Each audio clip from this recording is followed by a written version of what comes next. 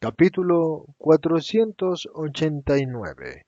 En Nob, parábola del reino comprendido por sus súbditos, y Jesús calma el viento. Es un pueblo recogido y bastante cuidado, y los habitantes están en las casas porque hace mucho viento.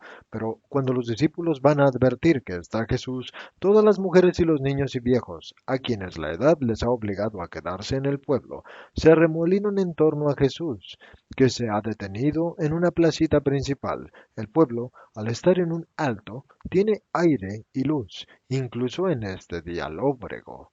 Y la vista se extiende al sur hacia Jerusalén y al norte hacia Ramá. Y digo Ramá porque está escrito en un poste con las indicaciones de la distancia. La gente está muy emocionada. Haber pasado a ser los que le dan hospedaje al Señor es para ellos una cosa tan nueva y conmovedora.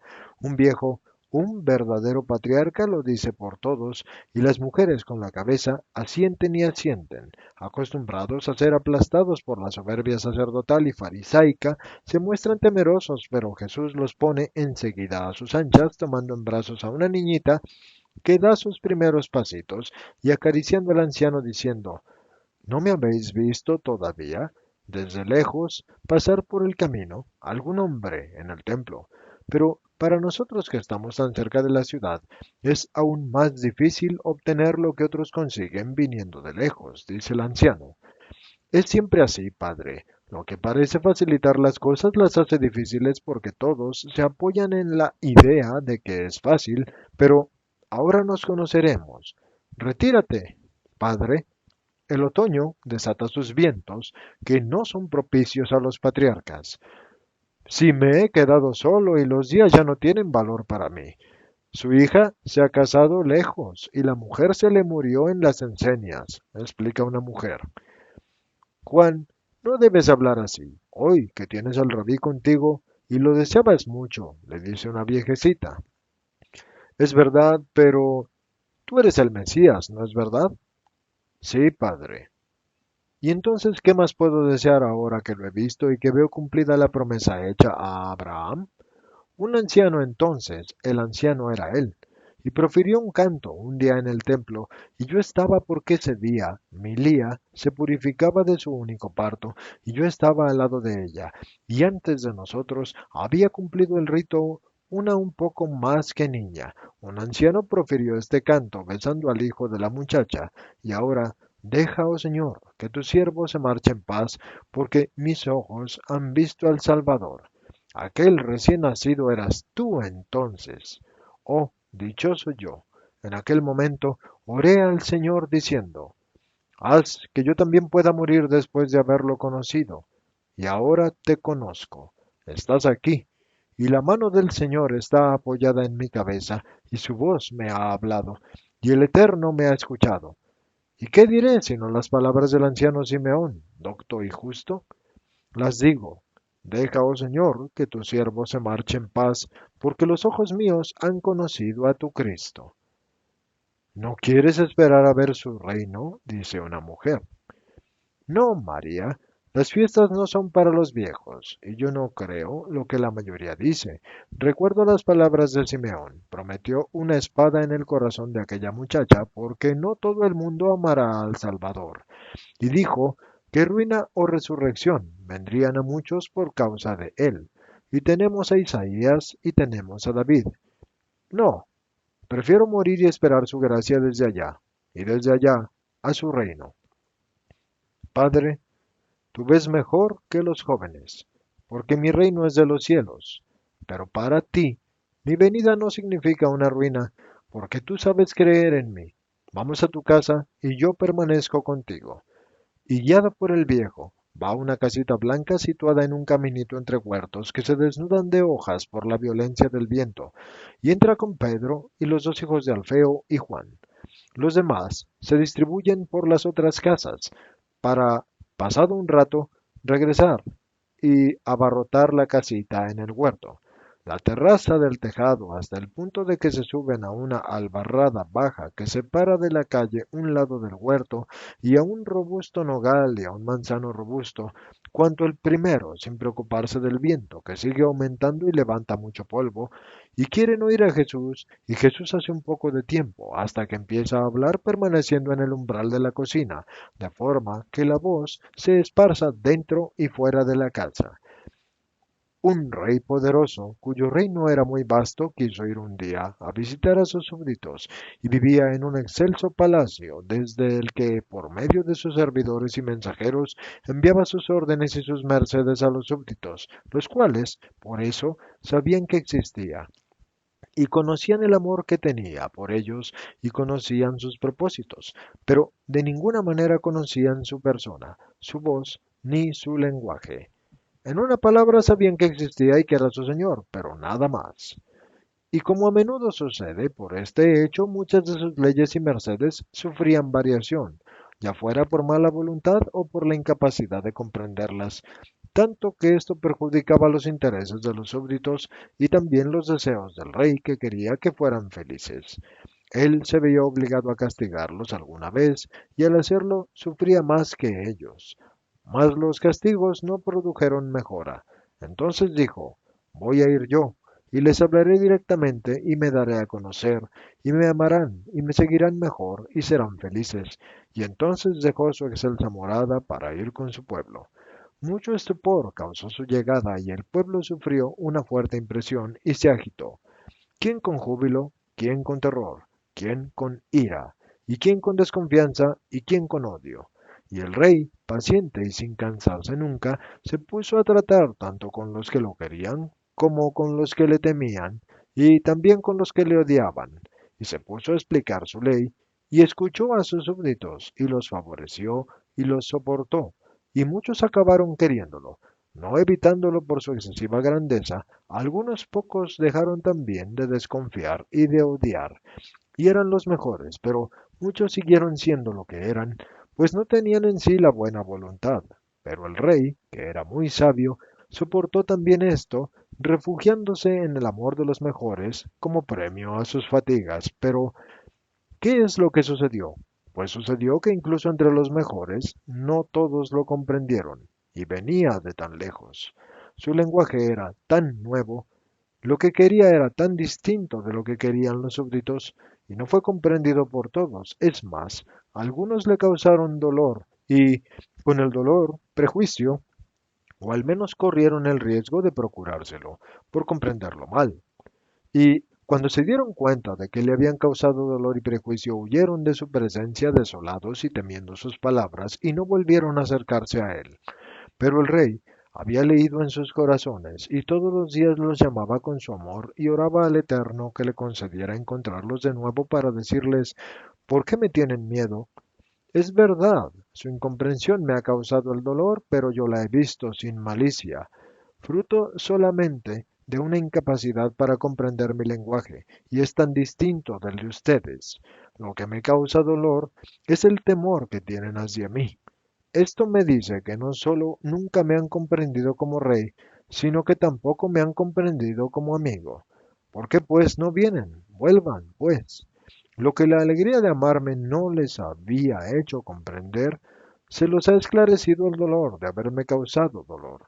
Vengan, pues, oh amigos míos, y no aumenten el desconocimiento de ustedes, estando lejos de mí, porque las bromas de ustedes que se esconden y sus amarguras les impiden a ustedes mismos mi amor. ¿Lo ven?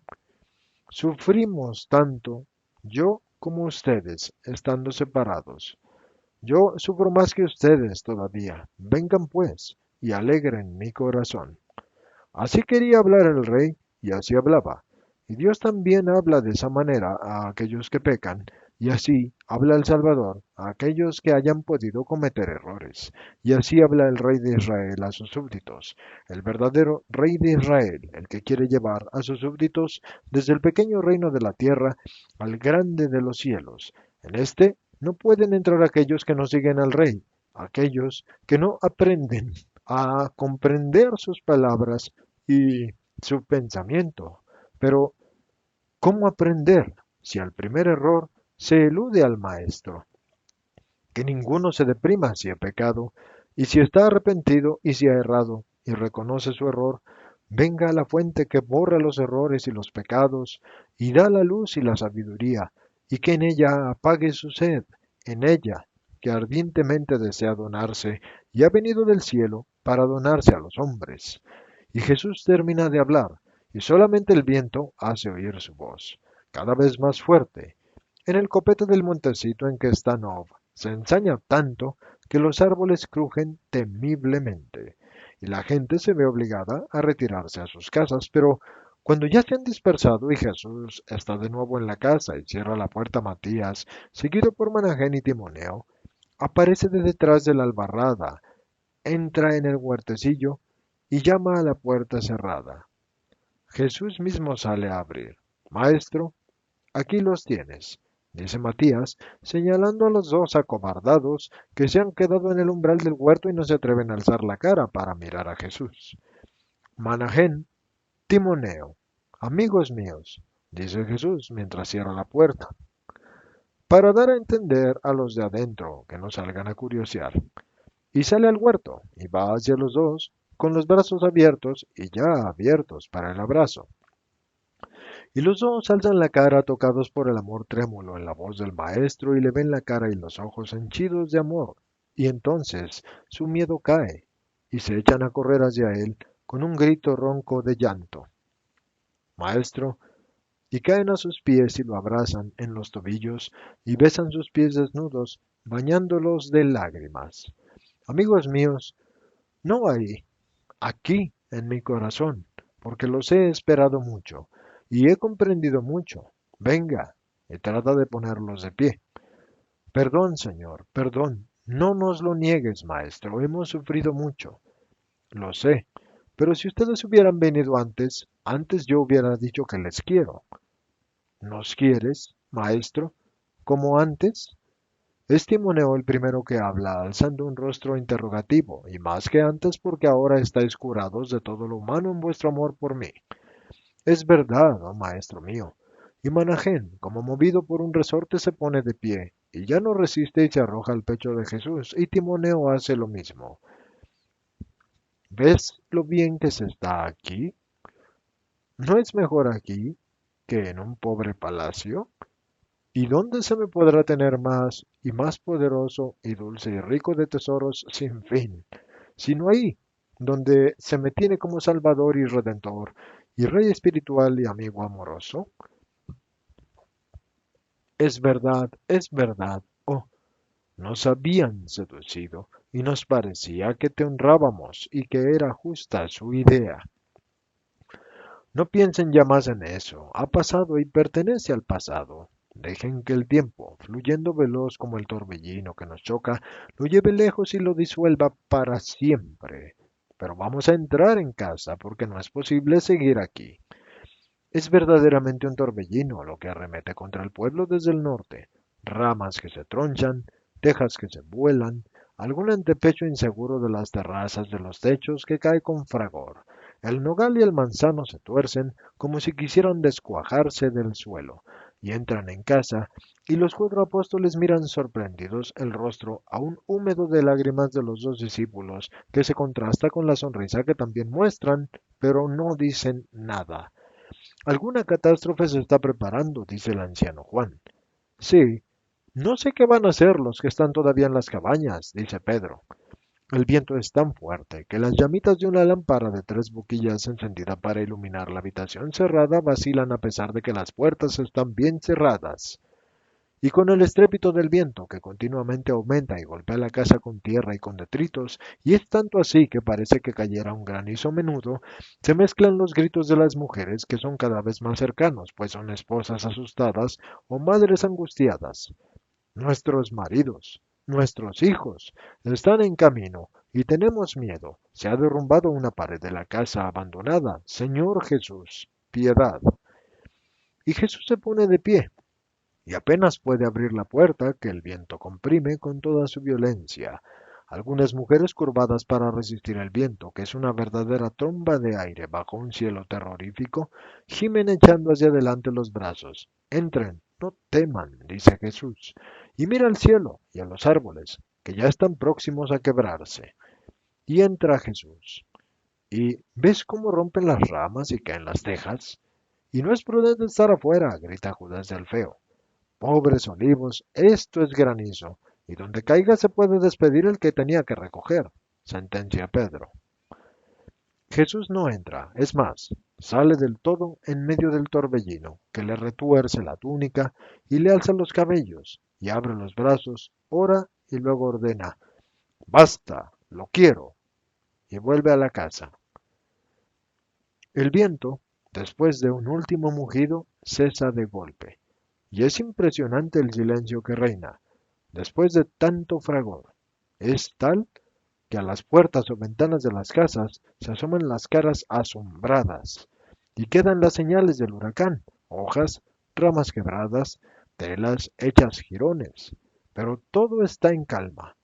El firmamento también responde a la tierra, que ya no está agitada, aligerándose de las nubes, que pasan de negras a ser completamente claras y se esparcen sin causar daño, sino que antes al contrario, dejan éstas caer una salpicadura de agua que termina de purificar el aire que fue enturbiado por tanta tierra.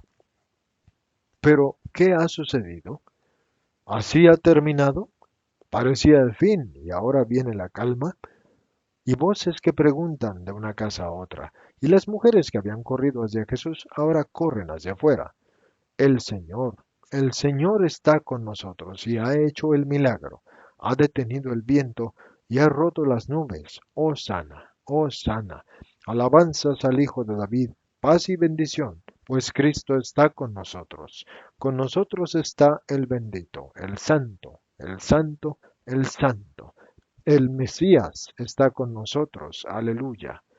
Y todos los habitantes del pueblo se echan a la calle, los reales y los ocasionales, o sea, apóstoles y discípulos, que acuden todos a la casita donde está Jesús, y todos quieren besarlo, tocarlo y ensalzarlo. Alabad al Señor Altísimo, pues Él es el amo de los vientos y de las aguas. Si ha escuchado a su Hijo, ha sido para premiar la fe de ustedes y el amor para con Él. Y querría despedirlos, pero quien calma a un pueblo que está de fiesta y agitado por un milagro manifiesto, especialmente si es un pueblo que es lleno de mujeres. Los esfuerzos de Jesús en esto son vanos, y él sonríe paciente, mientras que el anciano que le da hospedaje le lava con sus lágrimas la mano izquierda y se la llena de besos. Llegan los primeros hombres de regreso de Jerusalén, jadeantes y asustados, y temen quién sabe qué, un tipo de catástrofe, y ven al pueblo de fiesta. ¿Qué pasa? ¿Qué ha pasado? Pero no habéis tenido una borrasca, y desde el monte se veía desaparecer a la ciudad tras nubes de polvo, y creíamos que se hubiera venido abajo, y aquí todo está en pie. El Señor, el Señor ha venido a tiempo de salvarnos de la destrucción, y solo la casa maldita se ha derrumbado, y alguna teja y alguna rama. ¿Y ustedes? ¿Qué ha sucedido en Jerusalén? Las preguntas y las respuestas se cruzan, pero los hombres se abren paso para ir a venerar al Salvador. No antes de venerarlo, explican que había miedo en la ciudad por la borrasca inminente y que todos huían de las cabañas hacia las casas y los dueños de los olivos lloraban ya su recolección. Cuando, de repente, el viento se ha calmado y el cielo se ha aclarado con poca lluvia, de modo que toda la ciudad se ha quedado asombrada. Y, dado que la fantasía trabaja inmediatamente en ciertos casos, los hombres refieren que mientras la gente oía, muchos que habían estado en el templo los días antes, viendo que el Moria era el más embestido por las ráfagas, bueno, tanto era así que el viento había volcado los bancos de los cambistas y había habido daños en la casa del pontífice, decían que esto era el castigo de Dios por los insultos contra su Mesías, y más, y más, y más. Y llegan otros hombres, y la narración toma un poco más de colorido, y casi que se hace más apocalíptica que la narración del Viernes Santo.